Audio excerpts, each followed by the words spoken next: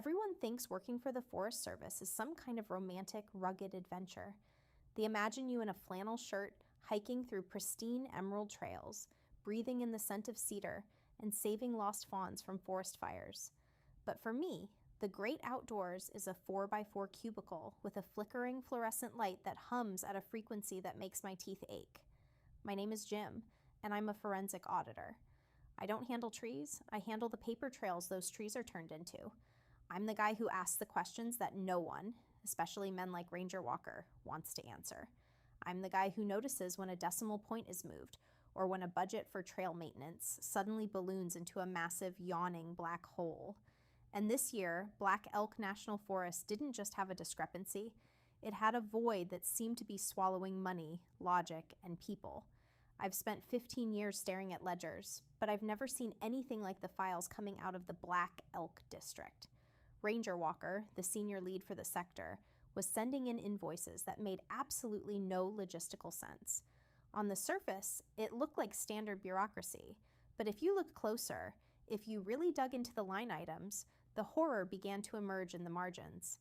There were thousands of dollars funneled into specialized airtight canisters, heavy-duty, reinforced steel containers that weren't listed in any official Forest Service supply catalog.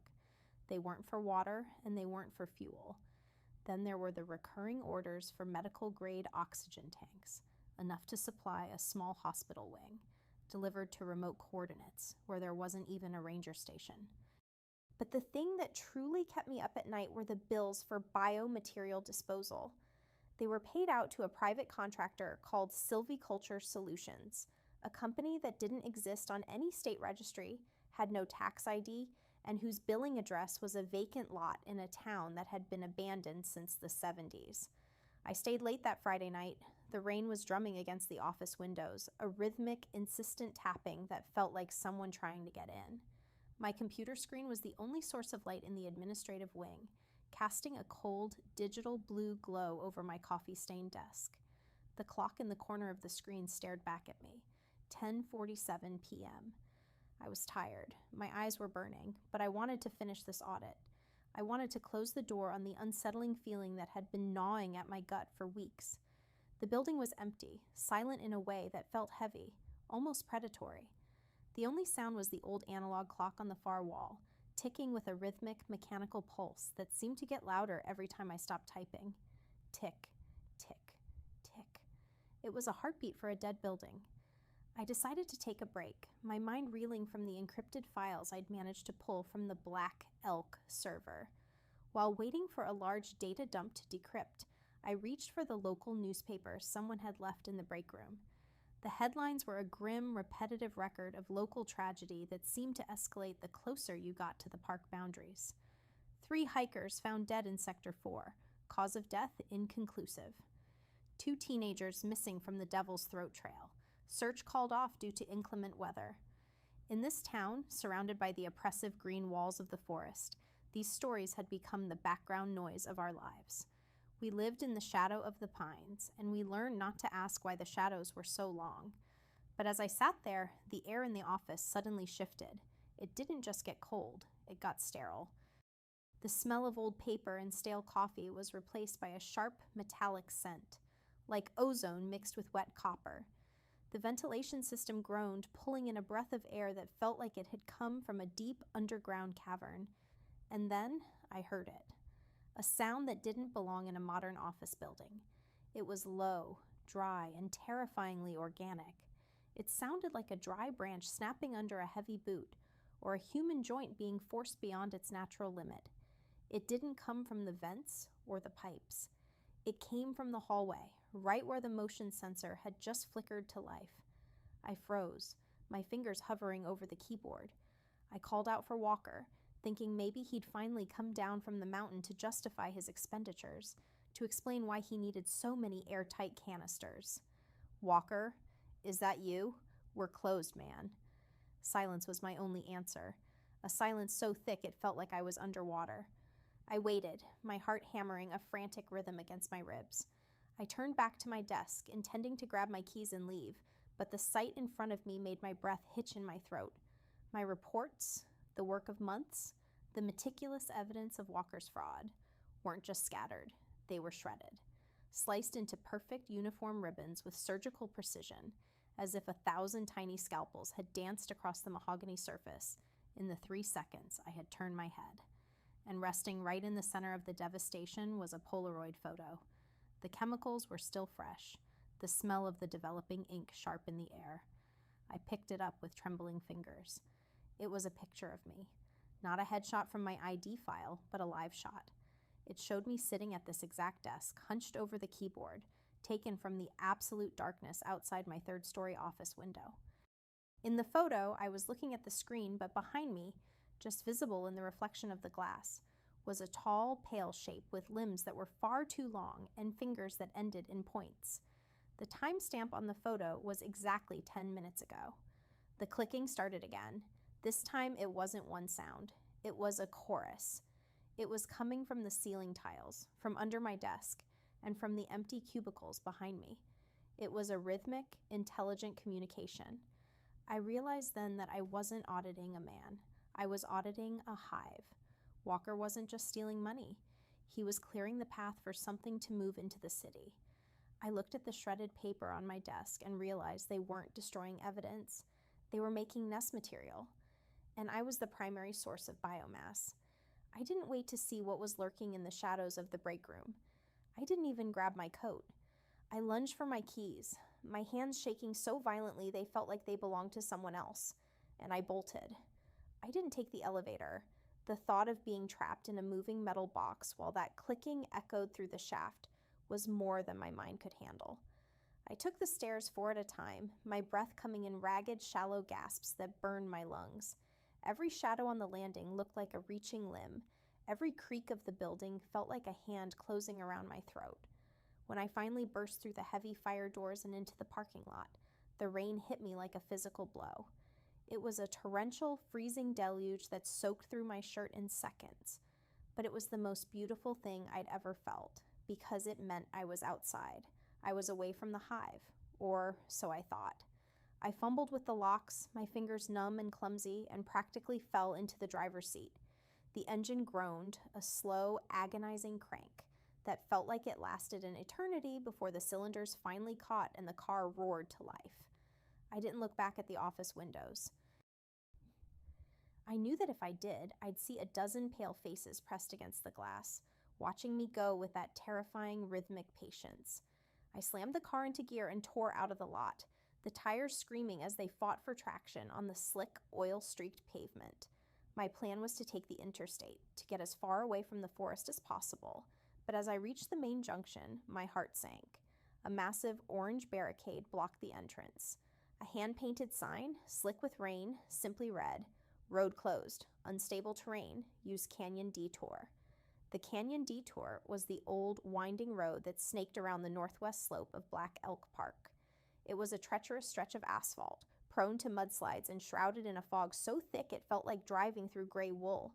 It was also the road Ranger Walker had spent years telling everyone to avoid after sunset. At the time, I thought it was for our safety. Now, as I turned the steering wheel with a sense of impending doom, I realized he wasn't trying to keep us out of danger. He was keeping the road clear for the deliveries. The higher I climbed into the mountains, the more the world seemed to dissolve. The rain was so heavy the wipers were useless, just smearing the absolute darkness across the glass in a rhythmic, hypnotic arc. Swish thump, swish thump. It sounded too much like a heartbeat. The forest on either side of the road didn't look like trees anymore. They looked like towering, jagged teeth ready to snap shut. And then it happened. A sound that bypassed my ears and went straight to the base of my spine. It was sharp, piercing, and unmistakably close. It came from directly behind my head, inside the car. I nearly swerved into the rocky embankment, my foot slamming on the brakes by instinct. The car skidded, the back end fishtailing wildly before I managed to bring it to a shuddering halt in the middle of the road. My breath was hitching in my throat, a cold, metallic taste filling my mouth.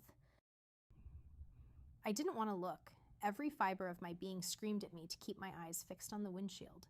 But the silence in the car was even worse than the sound. Slowly, agonizingly, I tilted the rearview mirror. In the sickly, pulsating green light of the dashboard, I saw it. A shadow was crouched in the cramped space of my back seat.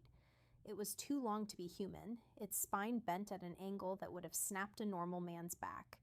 Its skin was the color of a drowned corpse, waxy and translucent, and its limbs were folded like the legs of a praying mantis, with far too many joints.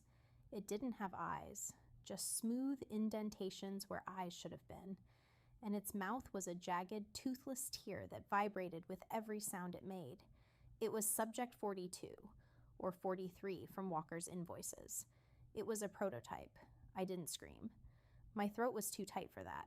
I just stared as the creature's head tilted 45 degrees to the side and its jaw began to move. It wasn't talking. It was sampling. It emitted a series of rapid-fire clicks, each one vibrating through the seat and into my own bones. It was the melody of the forest, but here, amplified by the confined space of the car, it sounded like a frantic, broken telegraph. It was communicating with the woods outside. Suddenly, a figure emerged from the tree line, stepping into the harsh, white glare of my headlights. It was another one, but this one was still wearing the tattered, rotting remains of a Forest Service uniform. The name tag was still pinned to the chest, though the name had been scratched out by something sharp. It stood there, its long, spindly arms hanging down past its knees, swaying in the wind like a willow branch. This was what happened when you listened to the whistling for too long. This was the final stage of the conversion Walker had been documenting with such clinical detachment. The creature in the back seat let out a final deafening snap, and I felt a heavy metallic thud as the one outside slammed its palms onto the hood of my car. The metal buckled under its touch. It wasn't trying to kill me, at least not yet. It was checking the inventory. It was making sure the biomass was still intact. I realized with a jolt of pure, primal terror that I wasn't an auditor anymore. I was a shipment.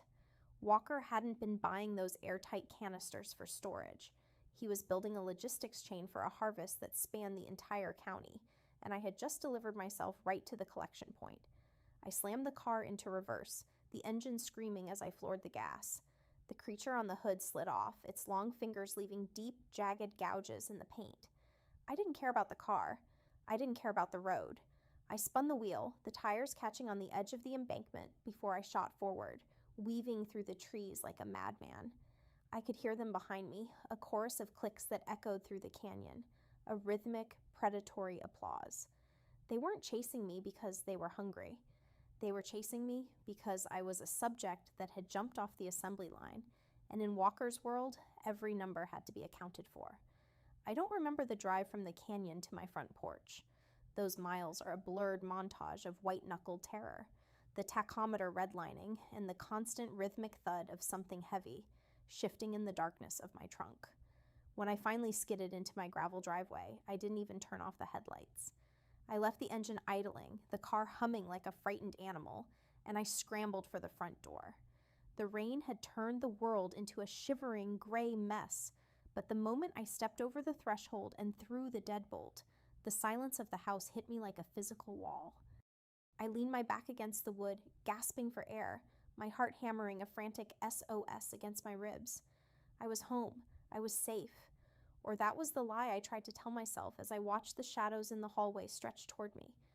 I didn't turn on the lights. I didn't want to see what might be standing in the corners. I moved through the dark by memory, my hands trembling as I reached into the back of the hallway closet. My fingers brushed against the cold, oiled steel of my grandfather's old 12-gauge shotgun. It was a heavy, archaic piece of machinery, a relic from a time when the things in the woods were just wolves and bears. As I slid the first shell into the magazine, the metallic clack-clack of the action felt like the only real thing left in a world that had dissolved into a fever dream. I filled the tube until it couldn't hold anymore, the weight of the lead in my hand giving me a false sense of agency. I wasn't just an auditor anymore. I was a combatant in a war I didn't understand. I barricaded myself in the kitchen, dragging the heavy oak table against the door and propping a chair under the handle. I sat on the floor, the shotgun resting across my knees, and I listened. For the first 20 minutes, there was nothing but the sound of the rain and the settling of the old house. But then the frequency shifted. It started as a vibration in my teeth, a low, subaudible hum that made the water in my glass ripple in perfect concentric circles. And then came the sound that I knew would haunt me until the day I died. It didn't come from outside. It came from the floorboards, directly beneath where I was sitting. It was a dry, snapping sound, like someone breaking a bundle of pencils one by one. I scrambled to my feet, the shotgun leveled at the floor, my breath coming in jagged hitches. Then another click from the ceiling, then one from the pantry. They were in the walls. They weren't breaking in. They were already part of the structure. The melody Walker had cultivated in the forest was a parasitic frequency, and my house had been tuned to it long before I ever moved in. I realized with a jolt of horror that the specialized canisters Walker had been ordering weren't just for transport. They were for storage. And the vents in my house, the ones I had never bothered to check, were the exact same diameter as the valves on those tanks. I looked at the air register on the wall, and I saw it. A thick, black, viscous sludge began to ooze from the slats. It smelled like wet earth and old blood. It was the biomaterial from the Invoices. It was the forest's way of claiming its territory. The clicking grew into a deafening roar, a rhythmic cacophony that seemed to be communicating with my very nervous system. I couldn't take it anymore. When the first pale, spindly finger began to poke through the wood of the kitchen door, I didn't hesitate. I pulled the trigger. The roar of the 12-gauge was glorious. It shattered the silence, the muzzle flash illuminating the room in a jagged strobe light. I fired again and again, blowing massive, splintered holes in the door, the walls, and the floorboards. I wanted to kill the sound. I wanted to bleed the silence. I slumped against the back wall, tears streaming down my face, the smell of cordite and spent brass filling the air. For a moment, the clicking stopped. The only sound was the ringing in my ears and the drip of that black sludge hitting the linoleum. But then, the landline on the kitchen wall began to ring. The shrill, mechanical trill felt like a needle being driven into my brain. I looked at the caller ID, and my soul withered. It was a call from my own home office, the secondary line upstairs. I picked up the receiver with a hand that felt like it was made of lead. I didn't say hello. I just listened. On the other end, I heard the sound of a keyboard, my keyboard, clacking away at an impossible speed. And then a voice. It was my voice, but it was hollow, as if it were being played back through a long, metallic pipe. "The audit is incomplete, Jim," my own voice whispered through the line. "There is a discrepancy in the biomass. We need to verify the integrity of the subject." I looked up at the ceiling, and I saw the floorboards of the room above me beginning to sag. The weight of whatever was up there, the thing that was using my computer, the thing that was finishing my reports, was too much for the old timber. A pale, jointed limb, easily 6 feet long, punched through the plaster directly above me. It didn't have skin. It looked like it was made of woven gray fibers, pulsating with a faint bioluminescent light. I didn't wait for the rest of it to come through. I grabbed my keys and the remaining shells and I ran. I blew the lock off my own front door and sprinted into the night, leaving my house, my life, and my sanity behind. As I peeled out of the driveway, I looked back in the rearview mirror one last time. Every window in my house was glowing with that same sickly, pulsating blue light. And standing on the roof, silhouetted against the stormy sky, was a figure in a ranger's hat, waving a rhythmic, slow goodbye. Walker hadn't just sent his collectors. He had moved in. He had closed the audit, and I was the only debt left unpaid. 47 days have passed since I fled that house. I've moved 3 times, burned every file I managed to steal, and changed my name, but the clicking never stops. Tonight, at 10:47 p.m., in a sterile office in a city hundreds of miles away, the phone on my new desk rang. The screen displayed my old disconnected home number. I didn't answer. I didn't have to. I stood up and walked to the window, looking down at the rainy parking lot below. Dozens of them were there, those long, distorted figures standing perfectly still under the streetlights, their heads tilted at impossible angles as they looked up at my floor. They aren't attacking. They are just waiting. I understand the hierarchy now. Walker isn't just a rogue ranger. He is the regional manager of a territory that spans further than any map suggests. Black Elk Park isn't a nature reserve. It's a processing plant. The melody is the instruction set, and the clickers are the enforcers of the contract. If you live anywhere near the deep woods and you start to hear strange, rhythmic sounds behind your walls, don't call the police. The local authorities are likely on the payroll, or worse, they've already been audited. Don't call a contractor to fix the floorboards. Walker already has the master keys to every door you think you've locked. Just run while you still have the will to move. If you see a job posting with an unusually high salary for a position in the Forest Service, or if you find an old ledger with handwritten rules about whistling in the dark, burn it. Don't be curious. Don't try to balance the books. The melody is a debt that can only be paid in skin and memory. My name is Jim, and I can hear the lock on my office door clicking right now. It's a dry, familiar sound. And this time, I'm out of shells, and I'm out of places to hide. This is the end of the audit. The numbers finally add up to 0.